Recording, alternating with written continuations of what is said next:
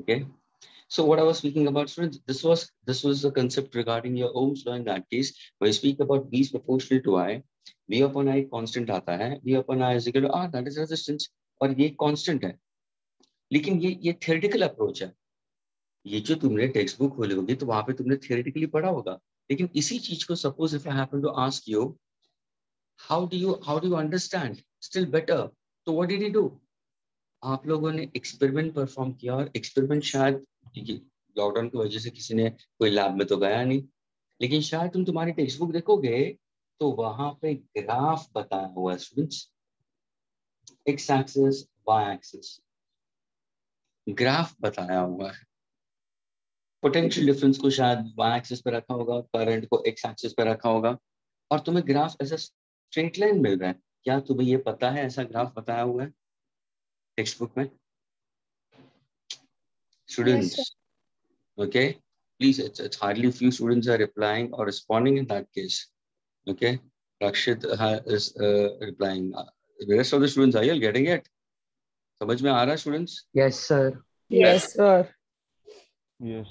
Yes, Jay, you have to note it into the physics book.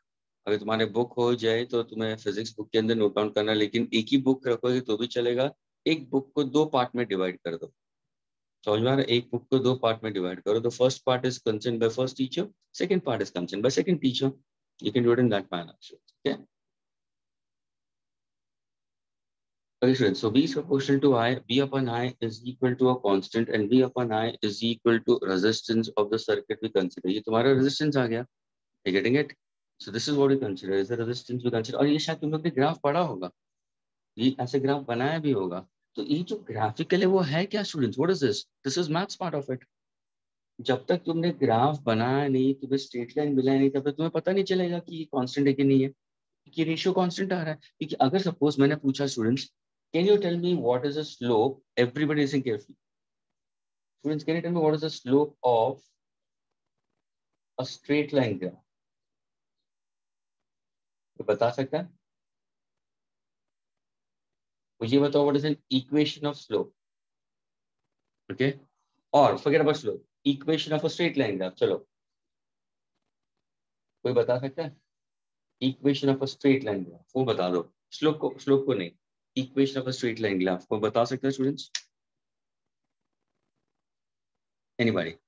So y is equal to mx plus c. Absolutely correct. See, when I had put forward this, तो देखो students, ये जो तुमने पढ़ा है y is equal to mx plus c, तो ये तुमने जो पढ़ा है वो है क्या स्टूडेंट्स? मैथ्स है. यहाँ पे तुमने फिजिक्स में इसको कैसे यूज किया था 10th में? ये हम कर रहे हैं. विदाउट मैथ्स तुम्हारा फिजिक्स इनकम्प्लीट है students. You have to be good in your maths. ये भी ध्यान रखना, तुम्हें थोड़ा सा अच्छा होना चाहिए मैथ्स के अंदर फिजिक्स को समझने के लिए. तो अभी मैंने ये ग्राफ तो बता दिया, अभी तुम लोग इसको कैसे प्रूव करोगे? तो देखो ना, ये y का मतलब, your y is defined in terms of potential difference, तो इसको v लिखूंगा. m का मतलब क्या हो जाएगा? स्लोप है. So what is the slope? Can you give me the equation of slope of a graph? Suppose if I take any 2 points on the y-axis corresponding to values on the x-axis, ये है x1, x2, y1, y2. क्या कोई मुझे slope बता सकता है? What exactly is the slope of the graph? so y2 minus y1 by x2 minus x1. देखो, ये सब कुछ तुम लोगों ने पढ़ा है 10th में. ये फर्क ये है कि कुछ बच्चे याद रख लेते हैं अभी तक. शायद तुम लोगों ने last year पढ़ा है. Okay, and after another 5 or 6 months, I'm again I'm asking you all. 7 months, I'm asking you all again. यानी ये भी एक मेमोरी होनी जरूरी है. तो somebody answered, slope is what? So slope is y2 minus y1 upon x2 minus x1, जिसको मैं डिनोट कर सकता हूँ स्मॉल m, या मैं डिनोट कर सकता हूँ by a gradient tan theta. क्योंकि स्टूडेंट्स, ये जो राइट एंगल ट्राइंगल है तो उसमें tan थीटा होगा क्या students? What is tan theta? तुम बोले sir opposite side upon adjacent. Students, tan theta अगर मैं बताता हूँ right angle triangle में तो होगा क्या? Opposite side upon adjacent. ये तो ट्रिगो में पढ़ा है. Opposite का मतलब क्या हुआ सर? ये साइड, ये क्या होगा सर? ये होगा y2 minus y1. Adjacent side क्या होगा सर? ये होगा x2 minus x1. तो आ गया तुम्हारा tan theta is also that is slope which is equal to small m. ये small m है क्या? स्लोप. यानी तुम्हारा y एक्सिस डिफाइंड है potential difference.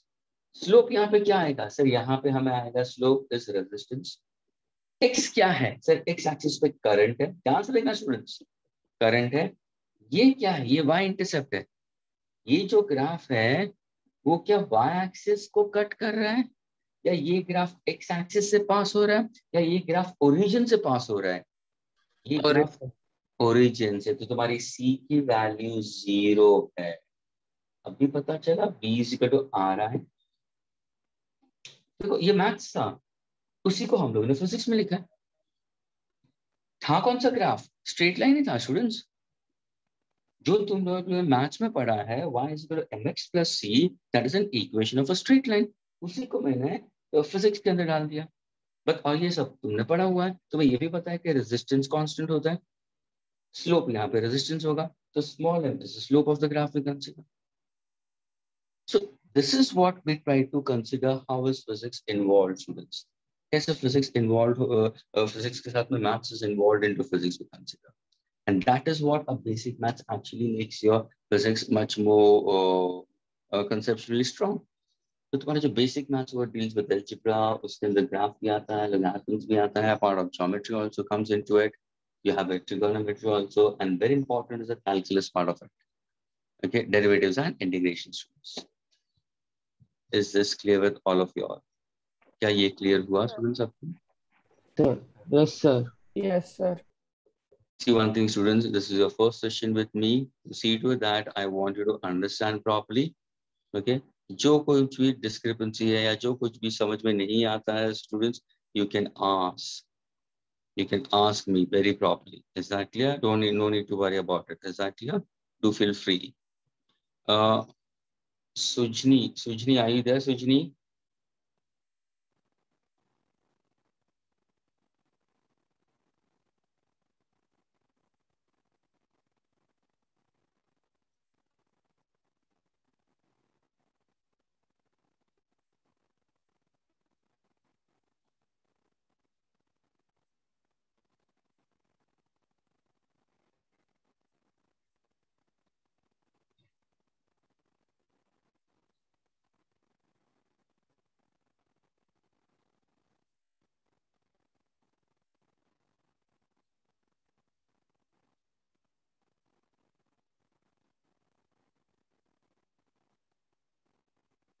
Yes, why not? Why not, Jyoti?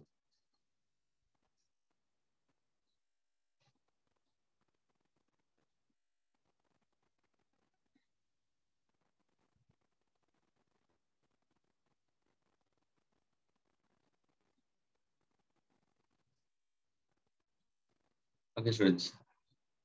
I'll speak about this again. ये straight line graph के बारे में बताऊंगा मैं वापस. Somebody is asking me about it. Risha,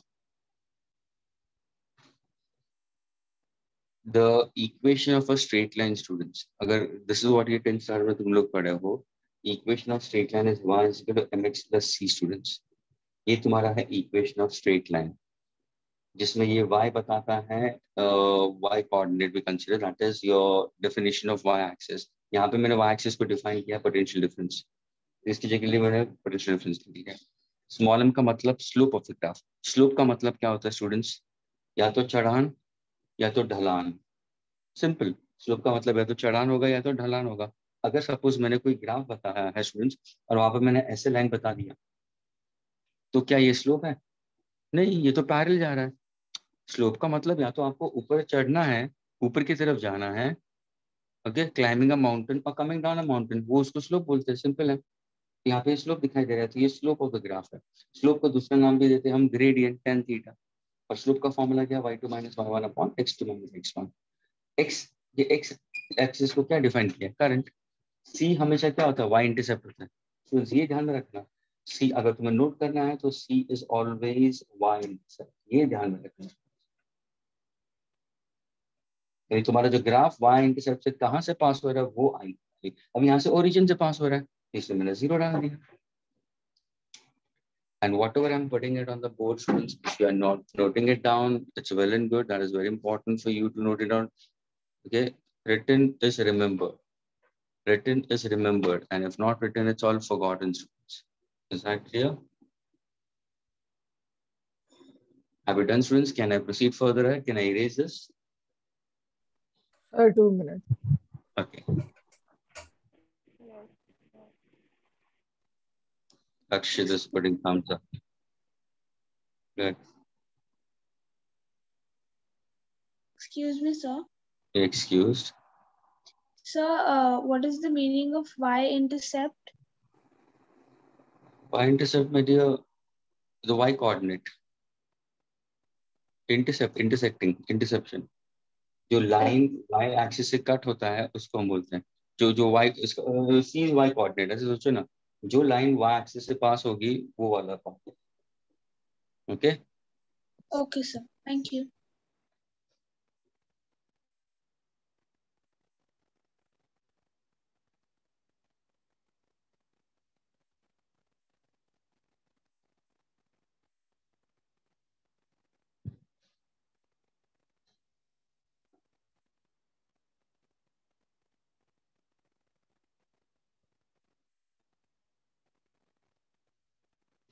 Can I erase it?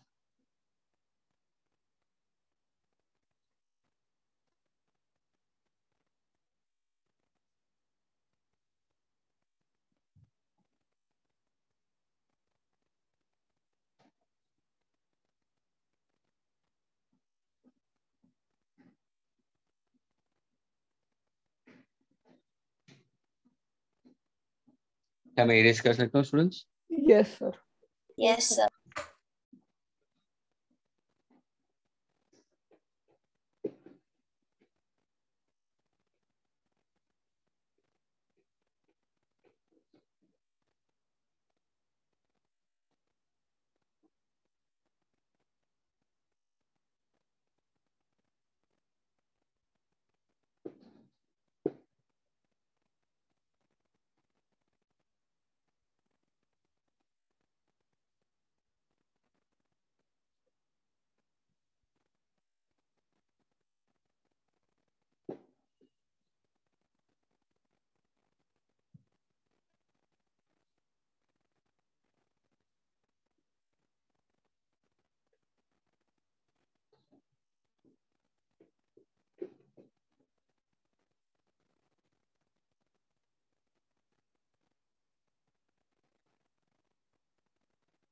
Okay, students. Now let me give a simple question, students. Okay. Let me give a simple question, students. Okay. अभी ये जो question है, just try to solve it. With answers सुनना, मैं तुम्हें इसमें 4 options दे रहा हूँ. Okay, कौन सा सही आंसर है, that you have to solve it and get me the answer. Okay. It's a question based on to your physics only, लेकिन कैसे maths involve होता है. Okay.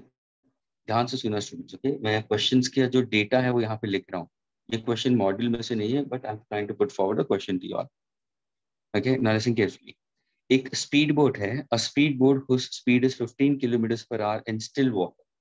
So speed of यानी v speed of boat in still water, यानी पानी जब भी रुका हुआ है still water, उसका 30 kilometers. Okay, sorry 50 kmph. Speedboat whose speed is 15 kilometers per hour in still water. Okay, ये still water है. ये boat, it goes downstream. ये boat downstream जाती है and comes back. And comes back in a total of, the answer is in a total of 4 hours 30 minutes. यानी अगर पानी रुका हुआ है स्टूडेंट्स, तो उस टाइम पे बोट की स्पीड कितनी है, 15 किलोमीटर पर आवर. अभी ये बोट को हमने भेजा है downstream and comes back in total of 4 hours and 30 minutes. What is the speed of the stream? पूछा है what is the speed of stream, पूछा है किसमें, 10 किलोमीटर पर आवर। ऑप्शन यहाँ पे दे रहा हूँ स्टूडेंट्स। क्या स्पीड ऑफ द स्ट्रीम है 2.5 किलोमीटर पर आवर? क्या स्पीड ऑफ द स्ट्रीम है 3.5 kilometre per our, 4 kilometre per our या 5 kilometre per hour? I am speaking for the questions once again students. Question ये है students, a speed boat whose speed is 15 kilometre per hour in still water goes down the stream। लेकिन अभी मैं बोलूँ अगर कितना, how much it goes down the stream, ध्यान से सुनना, it goes downstream। लेकिन डाउनस्ट्रीम कितने किलोमीटर हो जा रहा है? ध्यान से देखना, डाउनस्ट्रीम का मैंने दिया है number of kilometres is 30। it goes 30 kilometers downstream and comes back। Students, goes 30 kilometers, यहाँ पे 30 kilometers downstream and comes back। और टोटल टाइम कितना लग रहा है? 4 hours 30 minutes। पूछा गया speed of stream in kilometre per hour. Option 2.5, 3.5, 4 and 5। क्या ये क्वेश्चन क्लियर है सबको students? Any Yes, sir. Confusion? वापस बोल रहा हूँ, that is 30 kilometres is the distance in down stream. Please ये ध्यान में रखना। Solve and get me the answer. One who gets the answer please students you can raise your hand. Okay,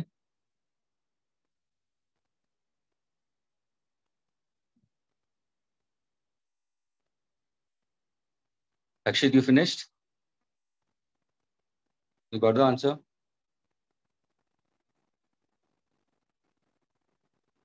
One minute, sir. Yeah.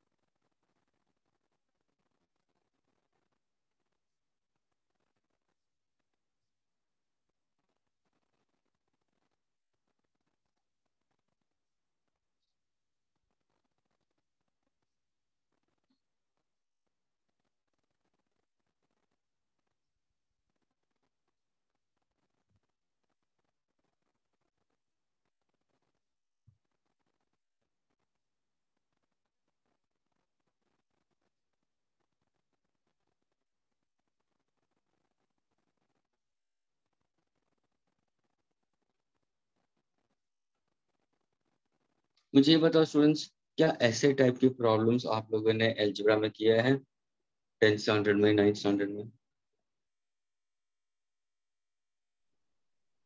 हाँ students, tell मी।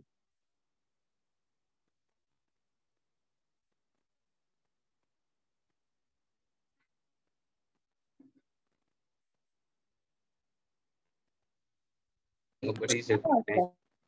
हाँ बोलो, क्या बोल रहे हो? Yes Jyoti, you were saying something? So we have done.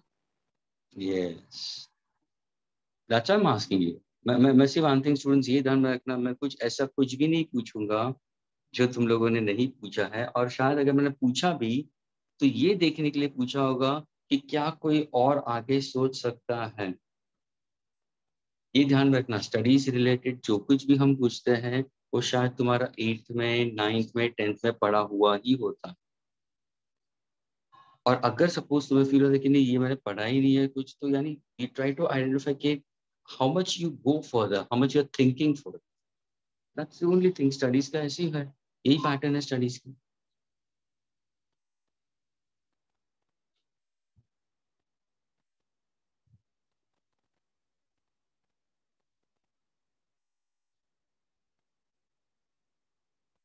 Absolutely correct, Avneet. Avneet has got the answer. And the answer is 5 students. She has got the answer. 1 student has got the answer. Let's move ahead. Avneet, can you tell me, can you unmute yourself? और बता सकते हो कैसे करोगे? How you are going to do it? Yes, sir. बोलो। So first we will take the downstream of the boat, which is 15 plus x. Absolutely 15 correct. plus x, because we will consider the speed of the stream will be x kilometers per hour. Okay.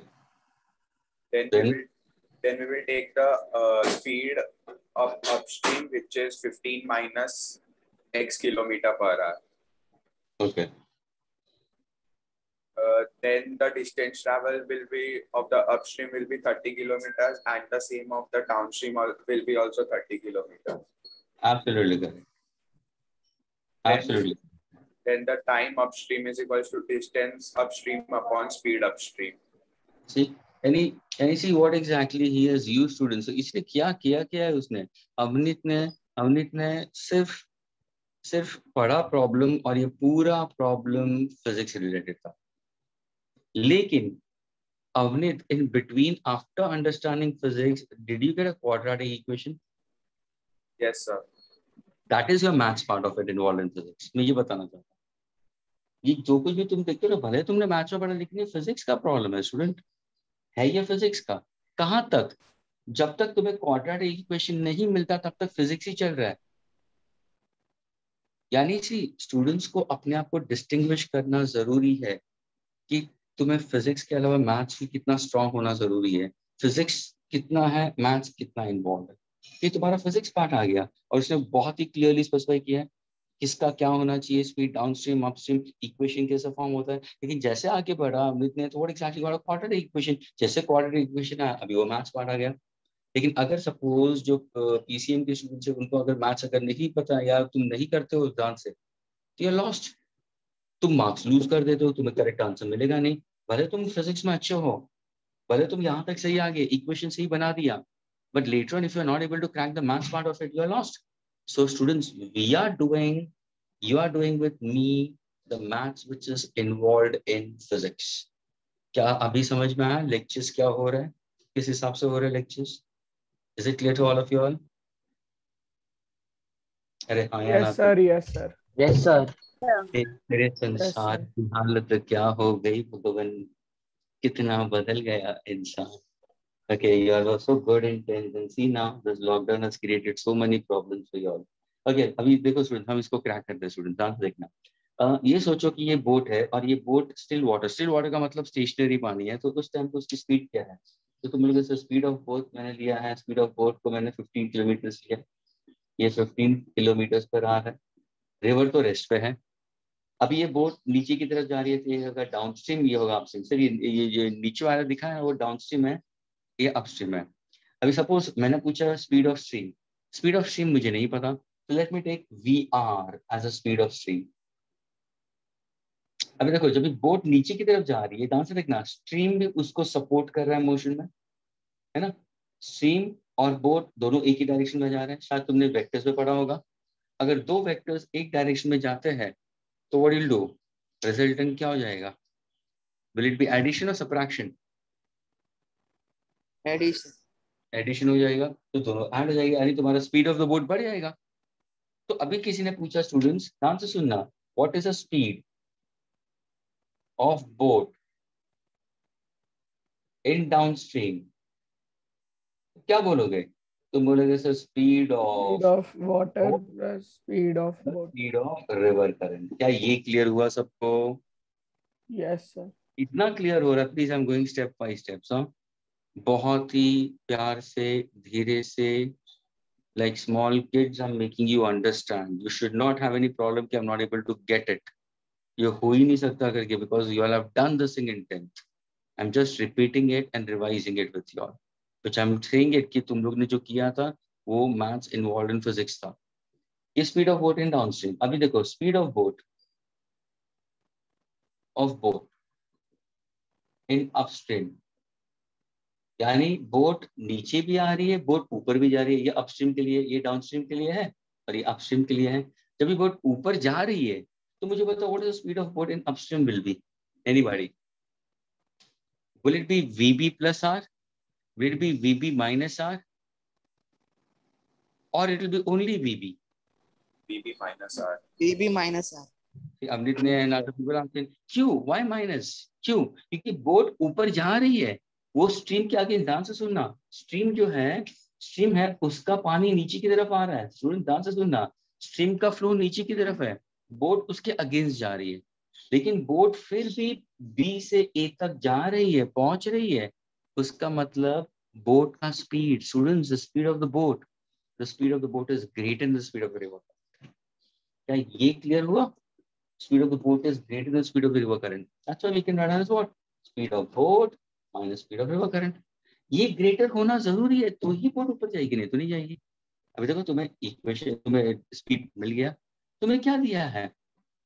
Distance downstream में कितना दिया है? 30 kilometre नीचे जाना है। यानी students, अगर नीचे जाने के लिए if I have to consider to move down is 30 kilometres, same boat coming up is 30 kilometres, यानी 30 kilometers to go down and 30 kilometers to go up.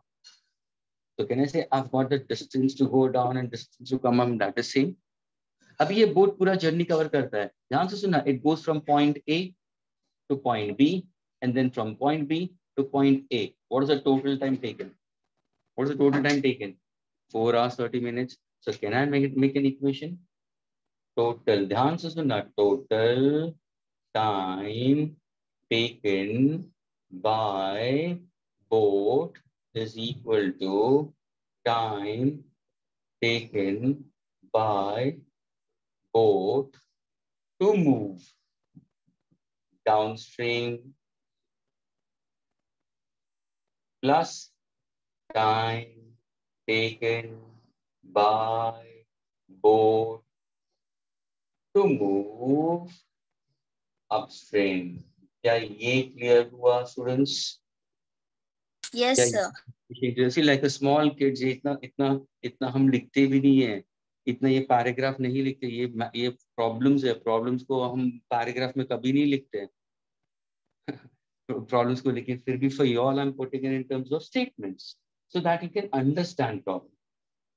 यानी देखो टोटल टाइम, यानी अभी सपोज तुम बोट के अंदर बैठे हो, तुमने जब यहाँ से शुरू किया, तुमने अपनी घड़ी शुरू की, तुम पूरे 30 किलोमीटर नीचे गए डाउनस्ट्रीम, फिर वहां से वापस बोट को ऊपर लेके 30 किलोमीटर ऊपर लेके आ गए, फिर घड़ी के अंदर वापस टाइम देखा, जो टाइम रिकॉर्ड हुआ तो वो कितना टाइम है सर? वो आ रहा है 4 hours 30 minutes, मींस कहने से 4.5 hours.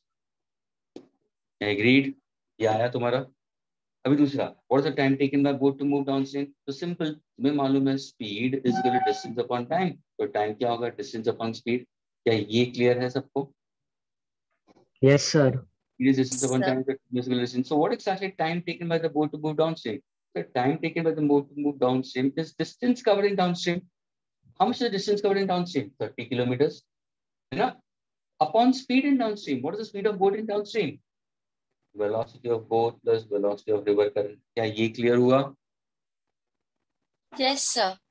Plus time taken by the boat to move upstream. यानी उसका मतलब क्या हुआ? Distance traveled in upstream. What is the distance traveled in upstream? So 30 kilometers. Upon what is the speed of boat in upstream? VB minus VR. क्या ये clear हो गया अभी? क्या ये equation clear हुआ? Velocity of Yes, the sir. speed of boat, speed of river current, speed of boat, speed of river current. ये add होगा क्योंकि downstream जा रहा है. ये subtract होगा क्योंकि upstream जा रहा है. अभी यहाँ पे देखो students, ये सर मुझे न्यूमेरिकल वैल्यू मालूम है, ये 30 भी दिया गया है, ये भी दिया गया है sir. Velocity of boat in still water ये तो हमें पता है, तो यहाँ पे मैं 15 डाल दूंगा, यहाँ पे मैं 15 डाल दूंगा, यानी मुझे सारे टर्म्स मिल गए। तो मुझे पूछा क्या गया है, वेलोसिटी ऑफ स्ट्रीम, और वो आंसर कितना होगा 5। अब इसको सॉल्व करो, यहाँ तक तुम्हारा फिजिक्स हो गया, खत्म हो गई। अभी इसके बाद में भी जो स्टूडेंट्स फिजिक्स में है वो यहाँ तक आ जाएंगे, लेकिन इसके बाद में अगर मैथ्स में वीक होते हैं तो आगे सॉल्व नहीं कर सकते, अटक गए वापस। इसलिए तुम्हें मैथ्स की जरूरत होती है फिजिक्स के अंदर। So now you have to solve it, और जब तुम सॉल्व करोगे तो तुम्हें क्वाड्रेटिक इक्वेशन मिलेगा। और क्वाड्रेटिक इक्वेशन का एक्सप्रेशन क्या, ध्यान से सुनना, any equation which can be represented as what, ध्यान से सुनना, dx² plus dx plus c is equal to 0, having degree 2 of the polynomial we consider. Such an equation is called as a quadratic equation, where a is not equal to 0, b or c can be equal to 0 in that case. Okay, so we consider this is a standard equation of a quadratic equation. अगर suppose तुम्हें इसके तुम्हें root चाहिए तो तुम्हारा formula क्या था, x is equal to minus b plus or minus root of b square minus 4ac upon 2 है। क्या ये पढ़ा कि नहीं पढ़ा सुनो मैंने?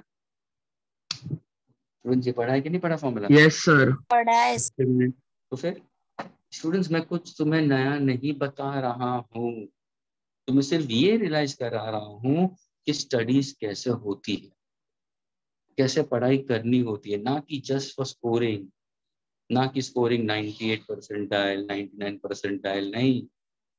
स्टूडेंट्स अगर 80% भी लेके आता है 85, लेकिन ही शुड बी कंसेप्शनली स्ट्रांग, और ये जो तुम्हारी स्टडीज है वो तुम्हारे कंसेप्ट को काफी अच्छी तरह से स्ट्रांग बनाता है। And those students who are copying it out, please solve this and get me the answer as 5. I'm giving you just 3 minutes for it. Fast.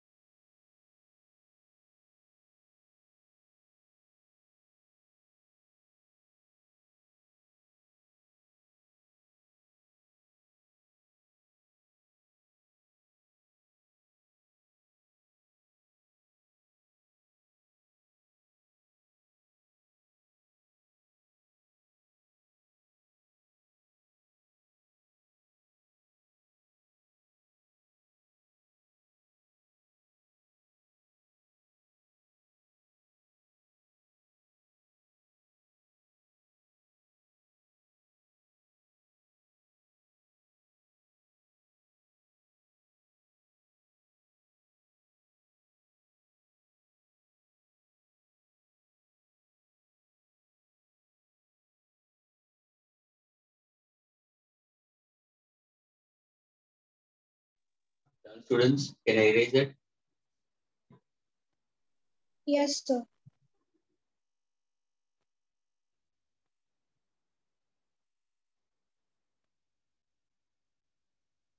Yes, sir. Hope you're getting answer 5.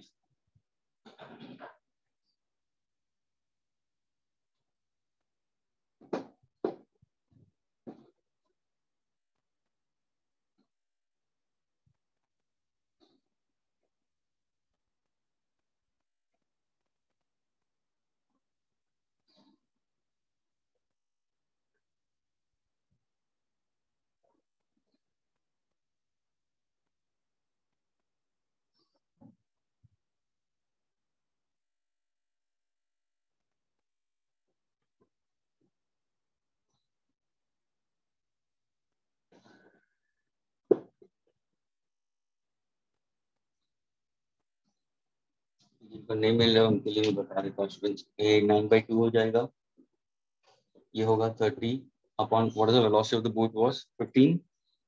Students कितना था? 15 का ना, 15। Yes, sir. 15 plus velocity of river current plus 30 upon 15 minus velocity of river current। अब यहाँ से देखना students, यहाँ पे अगर मैं 9/2 लेता हूँ, 30 को मैं बाहर निकाल दूंगा, ये होगा 15 minus velocity of river current plus 15 plus velocity of river current, ये होगा a plus B a minus B, यानी a square minus B square. Getting it? Natural concept.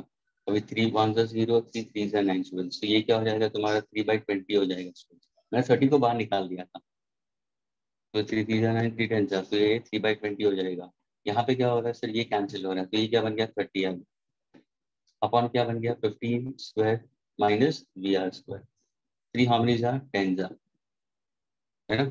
तो देखो इस तरफ होगा तो 225 minus V are square students is equal to how much we are getting it as.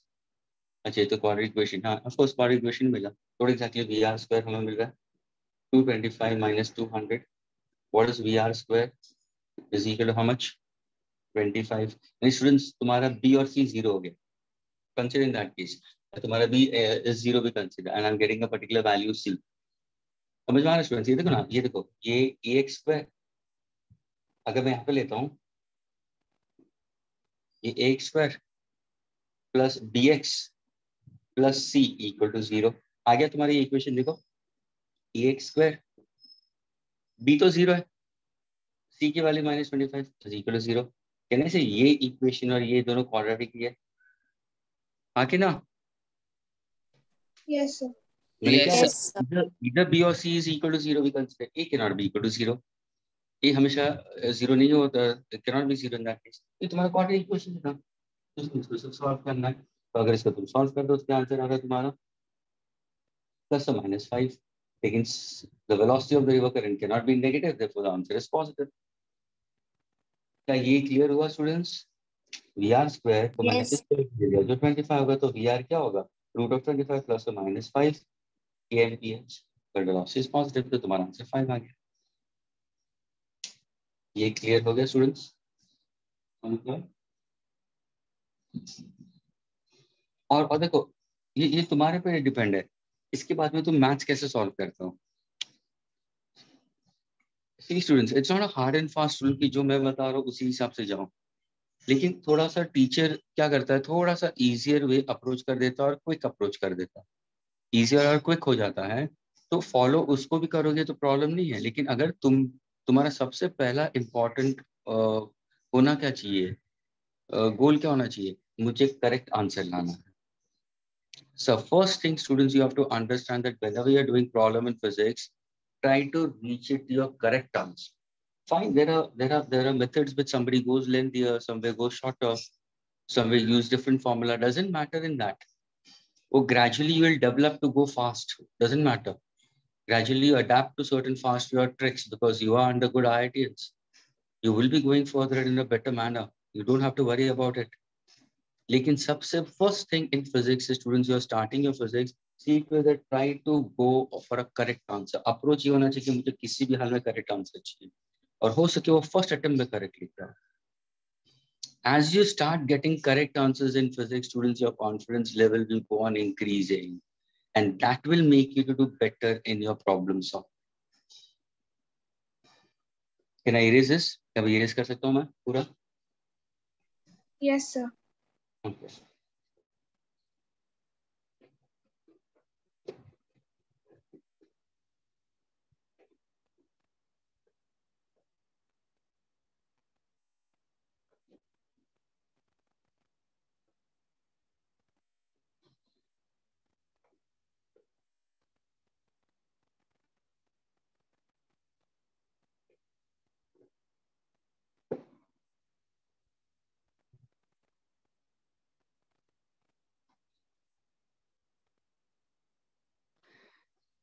Now we go for certain terms related to your so-called as your ratio and proportion students.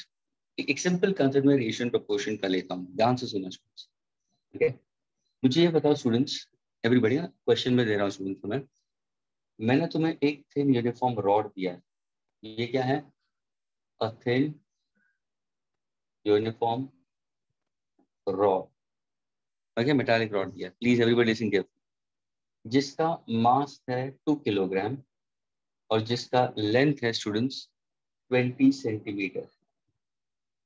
Agreed? 20 centimetre. मैंने क्या किया मालूम है, इसी rod का same material, इसी rod का मैंने एक छोटा सा एलिमेंट,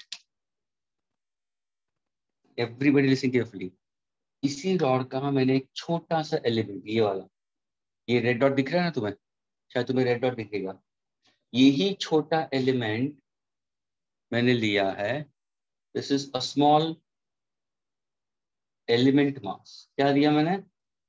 स्मॉल एलिमेंट मास, जिसको मैं लिख सकता हूं स्मॉल, यानी डीएम में लिख सकता हूं, वेरी स्मॉल एलिमेंट मास। इसका मास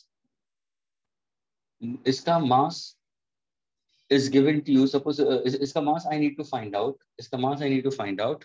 अगर इसका स्मॉल एलिमेंट लेंथ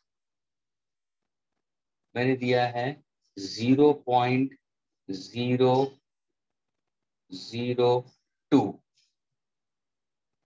मीटर। समझ में आ रहा है स्टूडेंट्स? क्वेश्चन समझ में आया?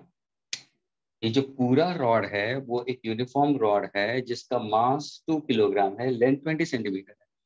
उसी का मैंने एक छोटा सा एलिमेंट निकाला, इतना सा एलिमेंट निकाला, उसका मैंने मास पूछा है तुम्हें, और उसका लेंथ मैंने दिया है 0.002 मीटर। क्या तुम इसका मास निकाल सकते हो small element?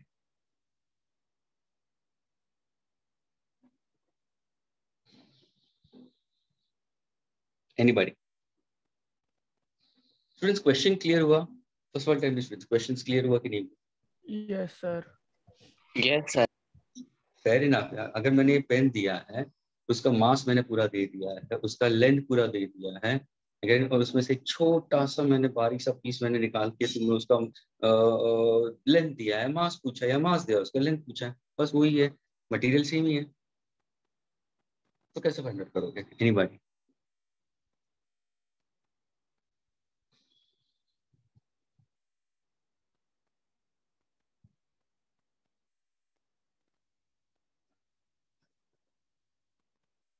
Sir, length is 20 meter or centimeter? 20 centimetre, length is 20 centimetre. Okay.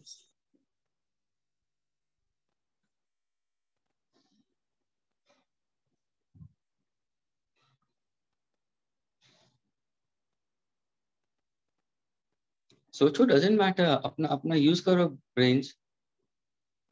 Harshada, Aditya, Avneet, Ayan, Carol, Janesh, Diya, Gauri,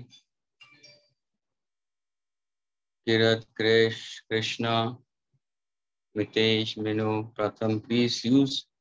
यश, ब्रजेश, उमेर, सोचो ना। और गलत होने में कोई प्रॉब्लम नहीं है, अगर गलत आंसर आया तो nothing to worry about it, you are in the learning process. गलतियां पढ़ने वाले से होती है, जो पढ़ेगा वो गलती करेगा, जो नहीं पढ़ेगा वो गलती कभी करता ही नहीं है, क्योंकि उनको कुछ आता ही नहीं है। जो पढ़ेगा वही गलती करता है students, so don't worry about that, getting it wrong, उसका उसका उसका टेंशन मत लो, सोचो, सॉल्व करके आंसर दो। Yeah, anybody has an approach? Can you unmute yourself and tell me how to approach for this? Anybody has an approach?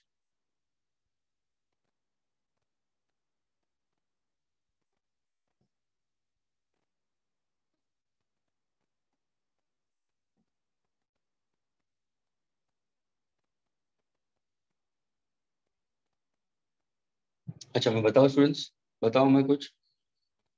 हाँ students, students तुम लोगों ने बाय थ्योरम, तुमने रेशियो एंड प्रोपोर्शन चैप्टर पढ़ा है 10th में? हाँ students? Yes, sir. Okay, ratio and proportion में तुम लोगों ने क्या पढ़ा होगा? सपोज वैसे a upon b is equal to c upon d is equal to k and k is not equal to 0, है ना? Yes, sir. His answer, Yash has given his answer. Let me cross check Yash, your answer is correct or not.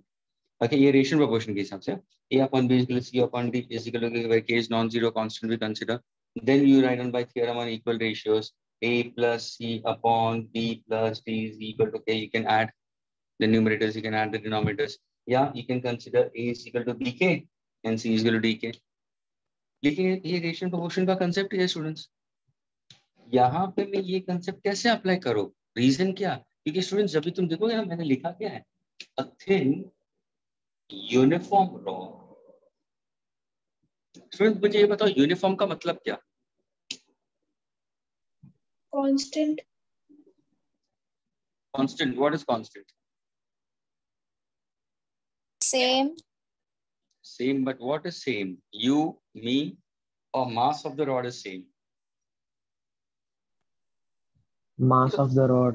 हाँ, अब मुझे बताओ, बहुत सारे students होंगे जिन्होंने ये कंसेप्ट पढ़ा भी, यूनिफॉर्म वर्ड पढ़ा है। शायद तुम लोगों ने पढ़ा होगा, 2 स्टूडेंट्स हम कंसेप्ट में भी, शायद कोई आईसीएस में होगा, टॉर्क का कंसेप्ट पढ़ा है, मोमेंट ऑफ फोर्स। वहां पे Yes, sir. तुम लोगों ने पढ़ा होगा यूनिफॉर्म रिजिड बीम। देखो तुम्हारे कंसेप्ट खोल के देख लो, 200% श्योर, नहीं तो अब भी मैं छोड़ दूं, मैं पढ़ाना ही छोड़ दूं। मैं तुम्हारी बुक्स के अंदर लिखा है uniform metre long rod. Students ऐसे प्रॉब्लम्स किए हैं कि नहीं किए तुम लोगों ने? हाँ या ना? यूनिफॉर्म। Yes, sir. तो वहां पे भी यूनिफॉर्म का मतलब क्या है? Yeah. यूनिफॉर्म मतलब the mass is uniformly distributed, यानी ये जो रॉड है उसमें जो मास है वो कांस्टेंट है through out, from length through out. तो तुम बोलोगे सर कांस्टेंट, उसका मतलब इक्वल टू कांस्टेंट, यानी अगर मैं कैपिटल एम अपॉन एल का मैं रेशियो लूंगा, ध्यान से सुनना, तो वो इस एलिमेंट का मास जो होगा अपॉन रेशियो डीएल, वो भी क्या कांस्टेंट रहेगा? ऑफ कोर्स कांस्टेंट ही रहेगा। ये देखो ना, A upon B is equal to C upon D, A upon B is equal to C upon D. अभी मिल गया कि नहीं मिला तुम्हें? इसको हम क्या बोलते हैं? मास per unit length. Students physics में इसको बोलते हैं लीनियर मास डेंसिटी। क्या बोलते हैं इसको? Linear mass density. तो अगर किसी ने बोला यूनिफॉर्म मीटर लॉन्ग रॉड, उसका मतलब mass is uniformly distributed throughout the length, उसको हम क्या बोलेंगे? Linear mass density. देखो तुम्हारा A upon B is equal to C upon D. तुम्हें पूछा क्या है? तुम्हें डीएम पूछा है, तो डीएम को सब्जेक्ट बना दो। What is DM? तो बोलोगे sir M by L into DL. अरे यार ये तो इजी हो गया। एम, हाँ सर आपने एम तो हमें दिया है 2, ये कितना दिया है सर? यहाँ आपने यहाँ पे 20 सेंटीमीटर दिया है, तो कहना ना 20 इंटू 10⁻² मीटर में। क्यों मीटर में मैंने लिया? क्योंकि सर आपने डीएल मीटर में दिया। कहना ना दिस इज 2 इंटू 10⁻³ क्या ये कैलकुलेशन क्लियर हो रहा है स्टूडेंट्स को? स्टूडेंट्स क्या ये कैलकुलेशन क्लियर हो रहा है तुम Yes, लोगों को? sir. Yes. Yes, sir. तुम्हारा आंसर क्या होगा? सर ये जो 2 है, ये जो 2 है, ये इससे कैंसिल हो जा रहा है, तो तुमको 10⁻⁻1, 10⁻⁻1 ऊपर चलाएगा तो +1 हो जाएगा। तो कहने से 2 इंटू 10⁻³ प्लस 1, कहने से 2 इंटू 10⁻², दैट मेनी किलोग्राम। करेगा क्या? नहीं, 0.02 kilogram. Agreed? It can be written this manner only. Yes, sir. हुआ तुम्हें? सर -2 और -3 कैसे आया? ये 0.002 है ना स्टूडेंट्स, तो 2 इंटू 10⁻³ होगा ना। इनको रेशियो में लिखा, मैंने पावर्स में लिख दिया। और ये क्या था? ये क्या था तुम्हारा? 20 सेंटीमीटर है, सेंटीमीटर को मीटर में कन्वर्ट करो। 20 इंटू 10⁻², सेंटीमीटर टू मीटर 10⁻²। ये कन्वर्जन है। सर एक डाउट बड़े है बोलो। सर, डिनोमिनेटर में जो 10⁻² है वो किधर गया? देख तेरे संसार की हालत क्या हो गई भगवान, कितना बदल गया इंसान, कितना बदल गया। ओके, ओके,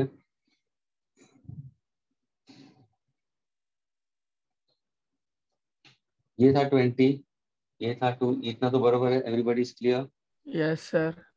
तो ये देखो 2/2 इंटू 10⁻² एंड 10⁻1 हो जाएगा, तो 10⁻1 होगा कि नहीं होगा? लॉज ऑफ इंडाइसिस पढ़े हो कि नहीं पढ़े हो?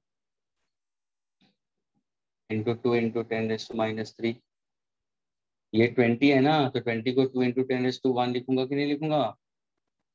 Yes, sir. तो -2 + 1 होगा, -1 हो गया, 2 कैंसिल हो गया, यहाँ का कैंसिल हो गया, यहाँ का। ये -1 ऊपर चला जाएगा. Loss of indices 2 into 10⁻². क्या आंसर आया? 0.02 किलोग्राम. क्लियर हुआ स्टूडेंट्स? Yes sir. प्लीज तुम्हारा ये ध्यान में रखना स्टूडेंट्स. अभी मैं बोल रहा हूँ फाइन, तुम पूछ रहे हो, मुझे doesn't matter. I am happy with that and I am explaining and I will explain it. लेकिन students please see to that you make your physics and maths of your lower standard strong. और उसको कैसे बनाते हैं? अभी से तुमने शुरुआत की है. शायद फिजिक्स में एक टॉपिक है, दूसरा टॉपिक बेसिक मैथ्स शुरू हो रहा है, केमिस्ट्री में शायद 1 या 2 टॉपिक हो रहा है, मैथ्स में 1 या 2 टॉपिक हो रहा है. तो अभी सिर्फ शुरुआत हुई है स्टूडेंट्स. अगर तुम्हें टाइम मिलता है और तुम्हारे नंबर ऑफ लेक्चर्स कम है students, and if you are wise and sensible, हो सके तो तुम्हारी 10th स्टैंडर्ड की या 9th स्टैंडर्ड की टेक्स्ट बुक दोनों खोल के फिजिक्स और मैथ्स को पूरा ब्राउज करो एक दफे.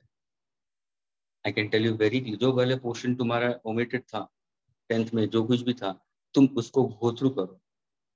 तो ये यहाँ पे बहुत फायदा.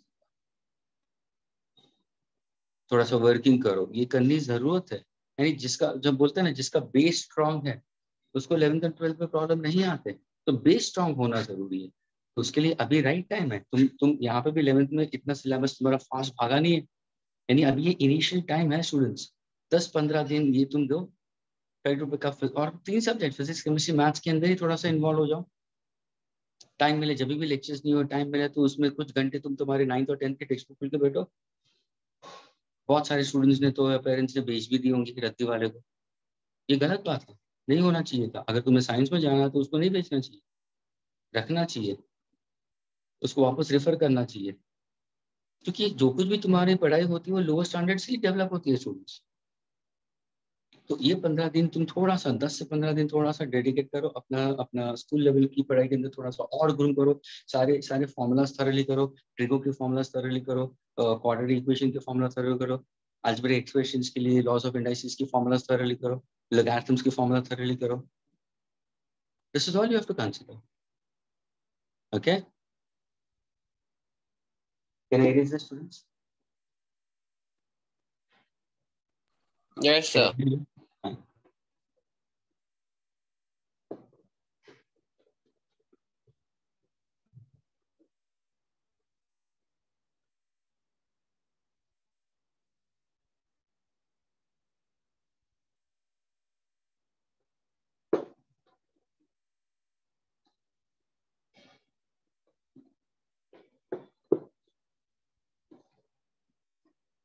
Thanks, Rose. Now we go for next part of the concept regarding your trigo part of it, students. A few things from your trigo, basic relations with each other.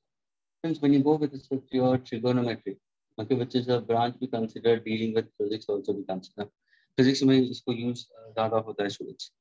Okay, suppose if I happen to give you, can you give me a relation to measure the angles? Okay, this is must have done it in your maths part of it also. This is the center of the circle, students. If I say a person, that's a person is moving along a circular path. For example, think in this manner कि तुम्हारे घर के सामने एक park है, okay, and the person is going for a walk along the park, and the park is circular. Is that clear? The park is circular. The person is initially at point A. We consider the person moves at point B. Is that clear? The person moves from A to point B. We consider. Okay. And the angle traced by this particular person is pi/3 radians. Is that clear? The radius of the circular path, the answer is students. Radius of the circular path we consider, students, is 6 meter, 60 meter. Is that clear? My question to you is, students, find the length of arc traced.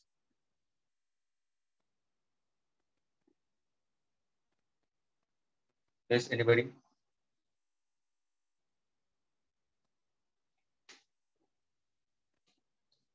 A person moving from point A along the circular path of a park, okay?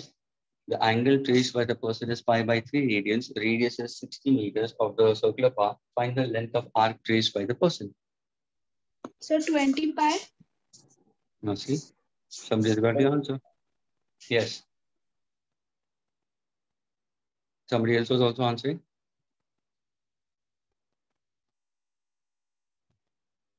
Somebody else was also answering what in between? Huh?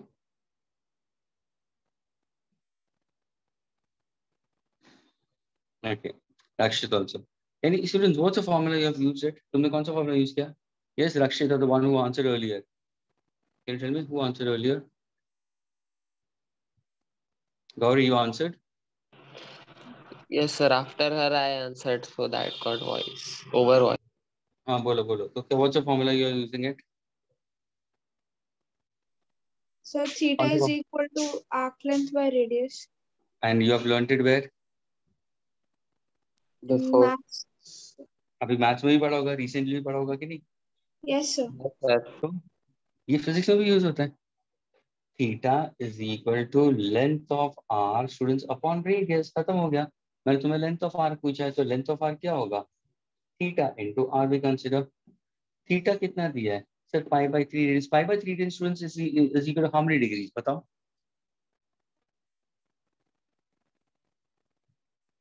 Students pi by 3 radius मतलब how many degrees? 180 by 3. 60 of course degrees. 180 degree by 3 यानी कितना होगा? 60 degree. 60 degrees. लेकिन यहाँ पे तुम degrees नहीं जान सकते, तुम्हें पाई बाय 3 लिखना पड़ेगा स्टूडेंट्स. Into radius. रेडियस कितना दिया? 60 दिया है. तो क्या आंसर हुआ? 20 radians. 20. हाँ 20 पाई. Oh, sorry. 20 पाई लेंथ पूछा है स्टूडेंट, तो इसका यूनिट क्या होगा? मीटर. Meter. और करेक्ट आंसर चाहिए स्टूडेंट्स, तो 20 इंटू 3.142. 14. समझ में आ रहा है स्टूडेंट्स? Yes, sir. यानी तुम्हारा आंसर होगा 2 इंटू 31.42 मीटर.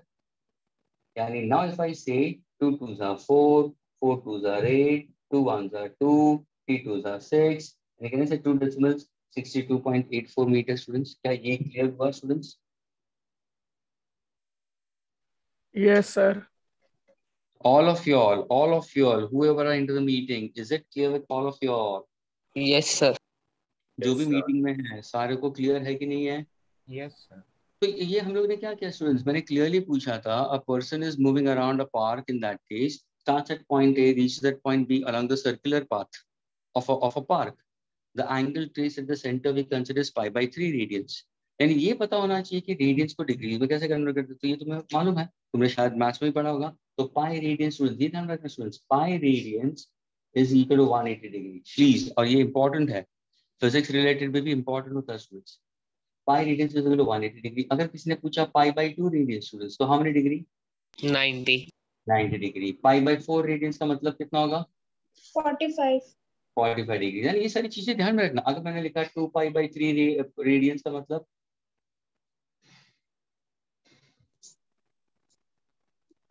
36 degree, 120 degree. समझ में आ रहा है? पाई का मतलब क्या है स्टूडेंट्स? 180 degree divide by 3. आ गया तुम्हारा 3 6 18 6 12. क्या ये क्लियर हो रहा है स्टूडेंट्स आप लोगों को?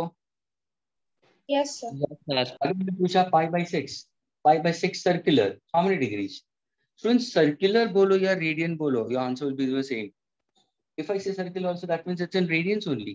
Pi by 6. 30. Yes. How much corresponds to how much? 30 degrees. 6 3s are 18. क्या ये क्लियर हुआ सबको? Yes, Yeah. sir. Okay. So we can convert radians to degrees. We can convert degrees to radians also. Do take care in this. Can I erase this part, students? Yes, sir. Okay. Please, students, those students, ये भी ध्यान में रखना, those students who are smart and wise, who are understanding it, they are consistently responding, and they will say, क्योंकि उनको और आगे बढ़ना है. दूसरे students please see to it कि अगर तुम मैटर लिखते हो तो साथ में समझो भी. Don't just blindly copy down things. और गलत मत लिखना अपनी बुक्स में. Don't run anything incorrect. अगर कहाँ पे तुम्हें लगता है कि सर मुझे वो आपने क्या लिखा नहीं समझ में आ रहा है, तो पूछो, अनम्यूट करके अपने आप को पूछो, तो वो सेकंड लाइन में क्या है, इसका यूनिट क्या लिखा है, मीटर लिखा है सेंटीमीटर. गलत लिखोगे तो गलत याद रखोगे. Do not right on anything incorrect. Make a point to be noted in that. And very important, written is remember.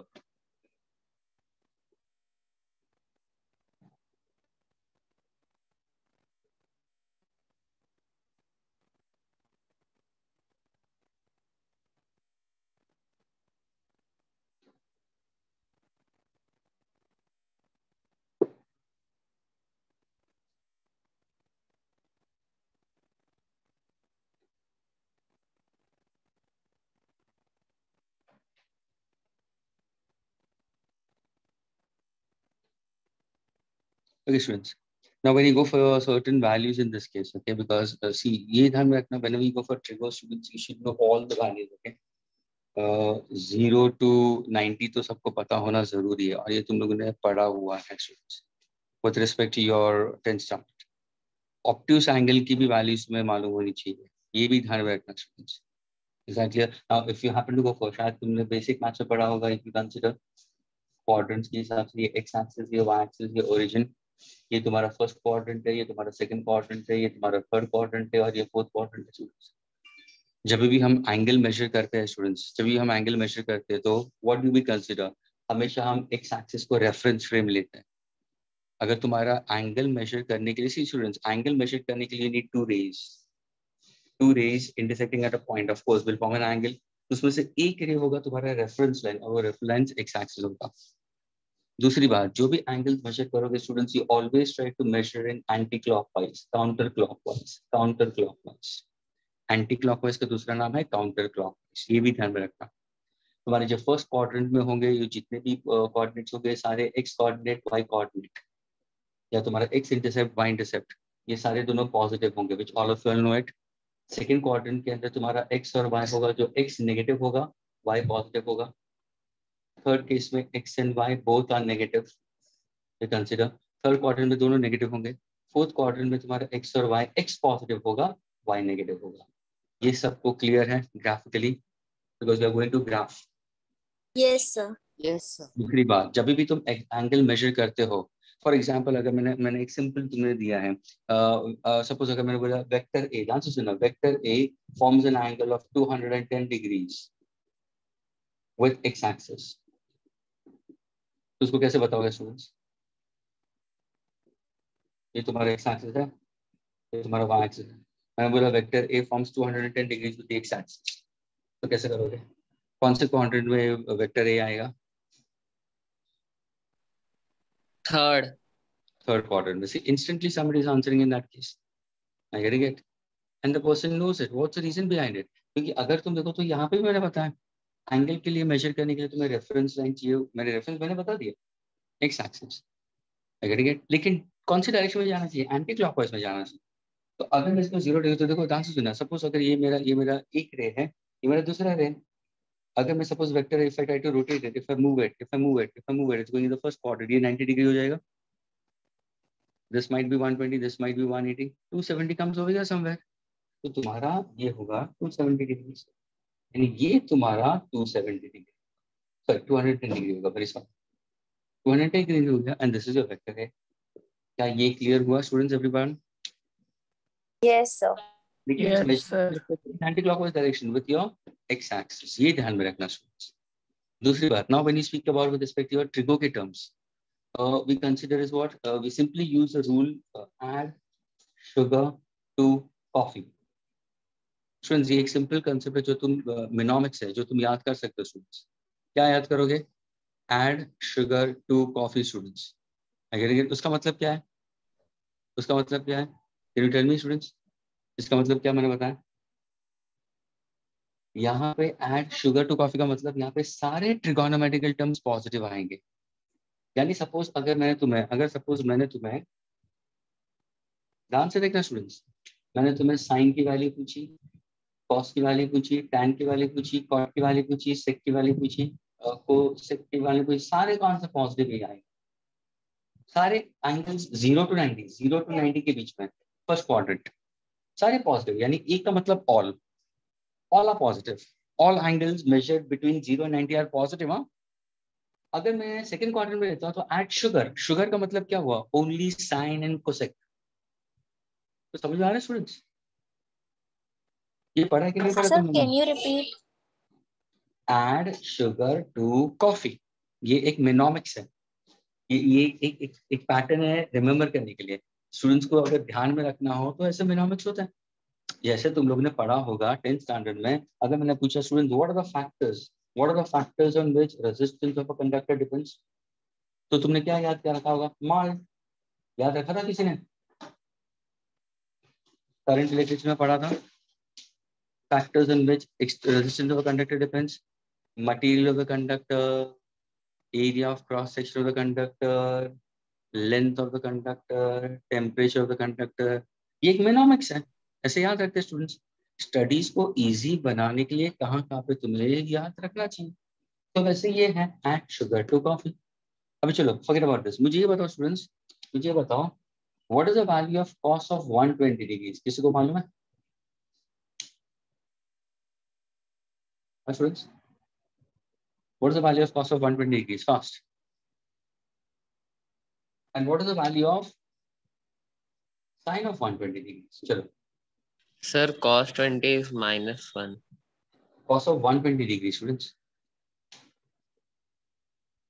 120 degrees and sine of 120 degrees. No, sorry, sir. Sin of 120 is minus. Students, cos of 120 degree. अभी मुझे बताओ, is 120 degree, students, is it supplement of 60 degrees or it's the complementary angle? Which angle? Is 120 supplementary? Okay. मुझे ये बताओ, सबको ये मालूम है cos of 160 की वैल्यू क्या है? सबको ये पता है cos of 60 डिग्री की वैल्यू मालूम है? So half. Yes, sir. काम ये तो पढ़ो कि नहीं? 10th में पढ़े हो कि नहीं पढ़े हो स्टूडेंट्स? Yes, sir. पढ़ा है। Yes. सारे स्टूडेंट्स को मैं पूछ रहा हूँ, are you all getting whatever I am explaining you all? समझ में आ रहा है? Krishna, Harshada, Yes, Ayan, sir. Diya, Yes. Gauri, please. Kiran, Meenu, what about Meenu? Meenu, are you understanding? Mitesh, are you understanding? Yes, sir. जबरदस्ती हाँ मत बोलो, अगर हाँ समझते हो तो रिप्लाई भी कर सकते हो। Prisha, Rakshit, are you getting it? Priya, Rakshit, Yes, sir. Yes, sir. Shreena, सुजित,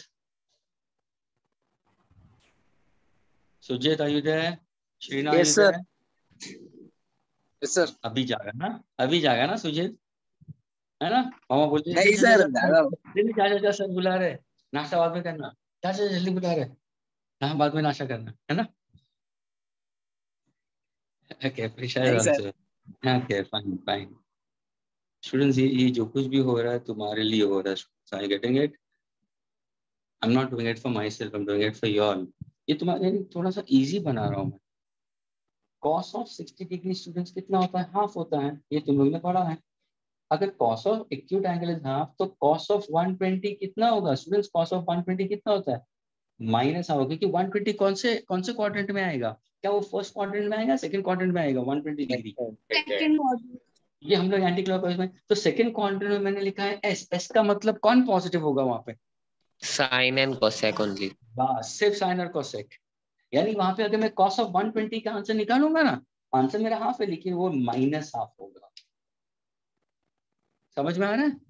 इसलिए हम उसको नेगेटिव में डालते हैं। वैसे ही अभी बताओ साइन ऑफ 120 बताओ, sine of 120 first quadrant, second quadrant, third quadrant या फोर्थ क्वाड्रेंट? कहाँ पे होगा? Second. Second quadrant. और अभी बताओ 120 यानी कहने से this is 60 degree and this is 120। Students can you tell me what is sine of 60 degree? सबको पता है? ये सबको पता है, √3/2। तो can you tell me what is sine of 120 degree? Minus √3/2. My dear, is it in the second quadrant? 3/2 only. Is it in the second quadrant 120 degree? Yes, sir. Yes, sir. तो अगर वो सेकंड क्वाड्रेंट में है तो sign positive है, तो how can you से negative? समझ में आया अभी? Yes, sir. इसलिए मैं नॉमिक्स दे रहा हूँ स्टूडेंट्स। अभी वापस मैं बोल रहा हूँ, ये जो है सिर्फ तुम्हें ये बताता है, ये जो पैटर्न मैंने बताया है वो क्या बताता है मालूम है?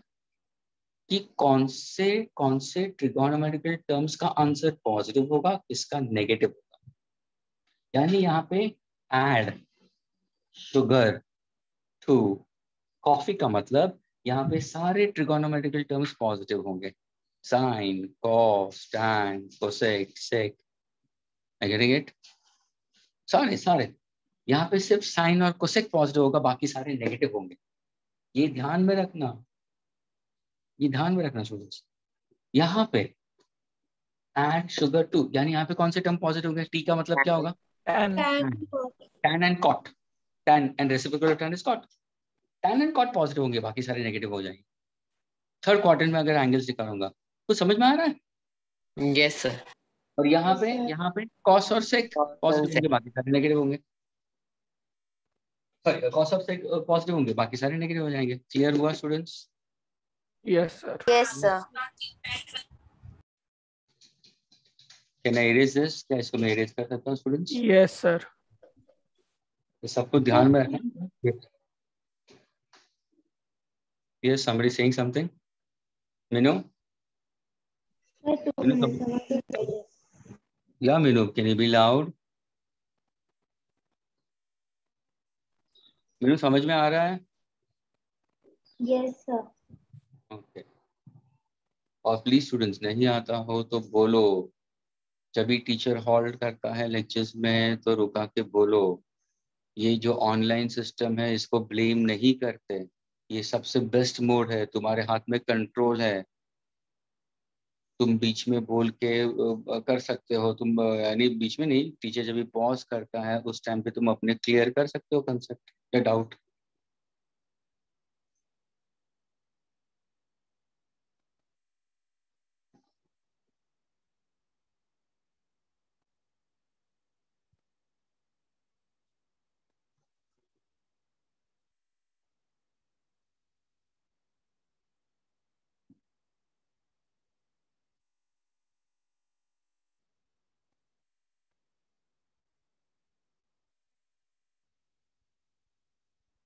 इरेज कर दूं स्टूडेंट्स अभी? Meenu, can I erase it Meenu? Yes, sir. Okay, तो बोलो मैं ऐसे में रुका हूँ।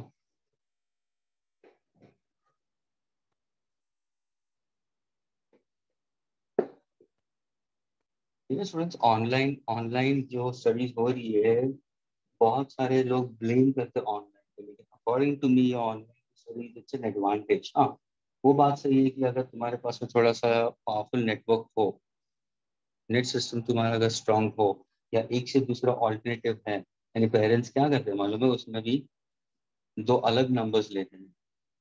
कोई कोई एयरटेल का ना, क्योंकि अभी तो वोडाफोन के अंदर प्रॉब्लम्स आ रहा है, कोई एयरटेल पे जाता है, कोई जियो पे जाता है, ऐसे दो नंबर्स ले लेता है। किसी किसी में रिचार्ज कराता है एयरटेल का, किसी में रिचार्ज करता है जियो का। तो the kids should not miss out lectures. समझ में आ रहा है? ऐसा होता है अगर तुम फोन के डेटा पैक से यूज करते हो। वाईफाई के अंदर भी स्टूडेंट्स अगर यूज करते हैं तो दो प्रोविजन लगते हैं, एक फाइबर लिंक कर लेते हैं और एक cord wire, land wire, directly metallic wire के अंदर दो प्रोविजन लगते हैं। अगर फाइबर खराब हुआ तो वो इंसर्ट करो, वो निकाल दो तो वो इंसर्ट करो, तो ये सारी चीजें हैं। Okay students, listen carefully students, let's move further ahead. Okay, so this was the part which I made it very clear to you all. Hope you all are getting, students, all of you all. Yash, are you there? Yes, sir. समझ में आ रहा है यश? Yes, sir. हाँ, समझ में आ रहा है जो कुछ भी सिखा रहा हूँ? अरे हाँ या ना तो बोल यश। Yes, sir. Okay fine fine. Okay students, अभी दूसरा एक ध्यान में रखना स्टूडेंट्स, जब भी हम ट्रिगो के अंदर जाते हैं ना स्टूडेंट्स, तो वैल्यूज को, इंस्टेंट वैल्यूज को निकालने के लिए most of you all must be knowing this. Okay, बहुत सारे स्टूडेंट्स को पता होगा। ओके,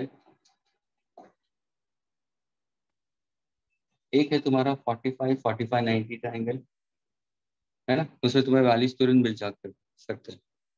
और दूसरा होगा तुम्हारा 30 60 90, है ना। भाई स्टूडेंट देखो, तुमने 45 45 90 ट्रायंगल लिया तो ये आइसोसेलेस राइट एंगल ट्रायंगल हुआ, तो ये क्या होगा 1 1 √2। इसको ऐसे याद रखना, तुम्हें पता होगा सर सबको। 30 60 90, तो can you tell me what are these sides? बता सकते हो? सपोज अगर मैंने इसको ABC लिखा, तो can you tell me what is AB, what is BC, what is AC?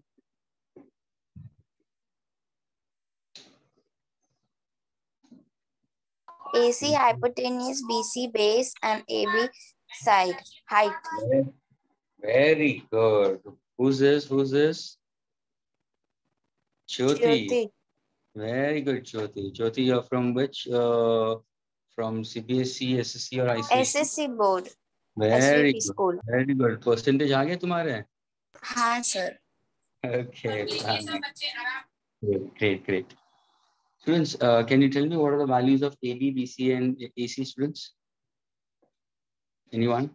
She said it very clearly. AC hypotenuse है, and BC and AB are the perpendicular sides.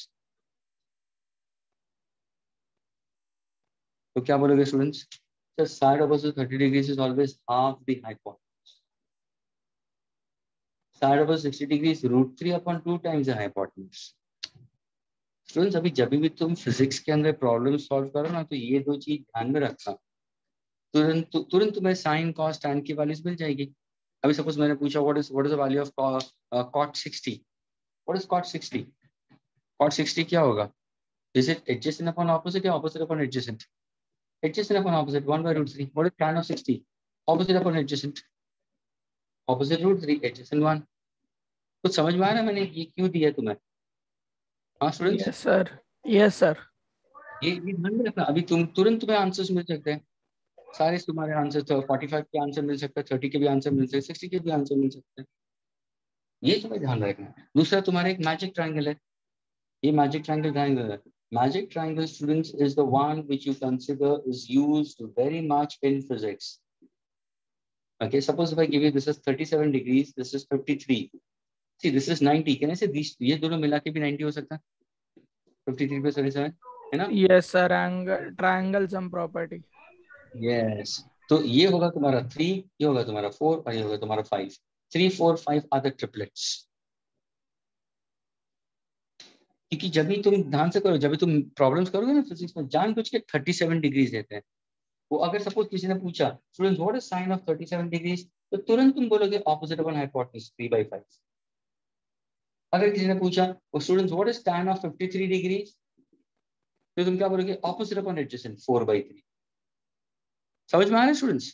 अगर किसी ने पूछा what is cos of 53 degrees, then adjacent upon hypotenuse 3/5. 3/5। तो समझ में आ रहा है स्टूडेंट्स? ये तुम्हारा मैजिक ट्रायंगल है। ये क्या है? और ये बहुत यूज होता है फॉर जेई स्टडीज। जितने भी प्रॉब्लम्स फिजिक्स में आते हैं ना स्टूडेंट्स, उसमें डायरेक्ट वैल्यूज होते हैं और ये वैल्यूज होते हैं। और इसको कैसे याद रखते हैं? तुम्हारा 90 है, 37 है, 53, ये तुम्हारे सम ऑफ 3 एंगल्स इज 180, उसमें से ये 90 आया, ये 37, एक छोटा होगा और उससे बड़ा होगा। अब ध्यान से सुनना, ये साइड्स को कैसे याद रखोगे? 53, 37, 90 में से सबसे स्मॉलेस्ट कौन सा है? 37 डिग्रीज। तो ये तुम्हें पता है स्टूडेंट्स, तुम लोग ने लोअर स्टैंडर्ड में पढ़ा है स्कूल में, side opposite to smaller angle is always smallest. हाँ कि ना? Yes, sir. Yes, sir. Yes So sir. this side is, अगर सपोज मैं इसको नाम देता हूँ PQR, can I say side PQ is the smallest side of PQR because it is 37 degree? Which is the largest side? Hypotenuse. है ना? Yeah. अभी Yes, sir. Suppose मैंने 3, 4, 5 वैल्यूज दिए, तो 3 किसके सामने आएगा? 37 के सामने हमेशा 3 ही आएगा। 5 किसके सामने आएगा? 90 के सामने ही आएगा। और 53 4 के सामने आएगा। यानी ये ट्रिपलेट्स है, 3, 4, 5। अभी देखो थ्योरम ऑफ पाइथागोरस यूज करो। What is 3 square? 9। 9, what is square? 16। 16, 3 + 9 कितना हो जाता है? 25. 25। What is 25? 5. 25. क्या ये क्लियर हुआ सबको students? Yes sir, Yes, sir. Yes sir. Sir, I have a doubt. हाँ बोलो। Sir, how can we determine the angle, the side by angle? I didn't understood that because my net was gone in the between. Oh my God. मैं सिर्फ एक तुम्हें याद रखने की कि जब भी तुम फिजिक्स करो ना, तो ये एंगल्स के पढ़ो। ये तो तुम्हारे स्कूल में तुम लोग ने पढ़ा, ये तो तुम्हें पता है ना, ये जो चीज पता है ना, वही। ये पता है ना तुम्हें कि नहीं मालूम? Yes, sir, वो पता है। हाँ, तो ये वाला मैंने बोला कि फिजिक्स में इसके रिलेटेड प्रॉब्लम ज्यादा होता है। 37 डिग्रीज वाला है, 53 डिग्रीज वाला है, तो उसको ढूंढने के लिए सिर्फ एक ट्रायंगल बनाना है। 37 लिखो, 53 लिखो, और तुम्हारा पाइथागोरस थ्योरम 3, 4, 5। और जब भी तुम अगर तुम एक्चुअल सॉल्व करना चाहते हो, तो तुम लॉग बुक लेने की जरूरत है। लॉग बुक में तुम देखो, लॉग बुक में tan 37 देखना, tan नेचुरल टेंजेंट्स में tan 37 का आंसर क्या होगा? मालूम है? ध्यान से देखना, tan 37 का आंसर क्या होगा? ऑपोजिट अपॉन एडजेसेंट है ना? 3/4. जब भी तुम लॉगरिथम्स की बुक देखोगे ना नेचुरल टेंजेंट्स में, तो वहां पे आंसर लिखा होगा 0.75 के आसपास। ये एग्जैक्ट वाली नहीं, लेकिन उसके नजदीक है। 0.75 का मतलब क्या होगा? 3/4, 3/4। समझ में आ रहा है स्टूडेंट्स? समझ में आ रहा है स्टूडेंट? यानी ये values exactly sir. Near about है, लेकिन तुम्हें ये प्रॉब्लम सॉल्विंग में बहुत ही क्लोज लेके जाएंगी तुम्हारे आंसर से, और ये fast way of approach. Got it?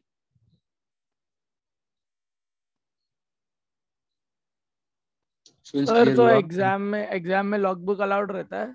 नहीं नहीं, they won't give you. Only logbook students are given only for HSC examinations या CBSE के बोर्ड एग्जामिनेशंस या IC के बोर्ड एग्जामिनेशंस। अभी बोर्ड एग्जाम्स होती है 12th स्टैंडर्ड में, भले तुम HSC हो या CBSE हो या ऐसे, वहां पे तुम्हें लॉग बुक्स, और वो भी लॉग बुक्स पूरी नहीं देती है, सिर्फ लॉग्स और एंटी लॉग ही देते हैं, natural science, natural cosines, natural channels, बस ये 5 चीज देते हैं। स्क्वायर रूट नहीं देते हैं, क्यूबिट नहीं देते हैं, रेसिप्रोकल्स कुछ नहीं देते। और जो भी एंट्रेंस एग्जाम्स होती है, भले तुम महाराष्ट्र सीटी देते हो, जेई देते हो या नीट देते हो, एडवांस देते हो, कहाँ पे भी लॉग बुक्स, कैलकुलेटर्स अलाउ नहीं है। ये गांठ बांध लेना, कुछ कैलकुलेटर्स नहीं, कुछ लॉग बुक्स नहीं, तुम्हारा पूरा कैलकुलेशन मेंटली होना जरूरी है। इसलिए तुम्हारा मैथ्स को स्ट्रांग बनाना जरूरी है। इसलिए बोल रहा हूँ, फर्स्ट ये 10-15 दिन अभी भी तुम्हारे हाथ में है, उसके बाद में तुम्हारा पोर्शन भागेगा, आगे आगे चलता रहेगा, उस टाइम पे तुम्हें टाइम नहीं मिलेगा। अभी 7 दिन या 10 दिन का एक टारगेट बनाओ, जो तुम्हारे रेगुलर लेक्चर्स अटेंड करो, उसको भी रिवाइज करो, और कुछ टाइम बचे तो तुम्हारे 9th और 10th के चैप्टर्स को गो थ्रू करो, मैथ्स और फिजिक्स के। समझ में आ रहा है स्टूडेंट्स क्या बोल रहा हूँ मैं? Yes sir. You become much more strong. चीजें फिर समझ में आना शुरू हो जाएगी अच्छी तरह से। क्या मैं इरेज करूँ इसको? Yes sir.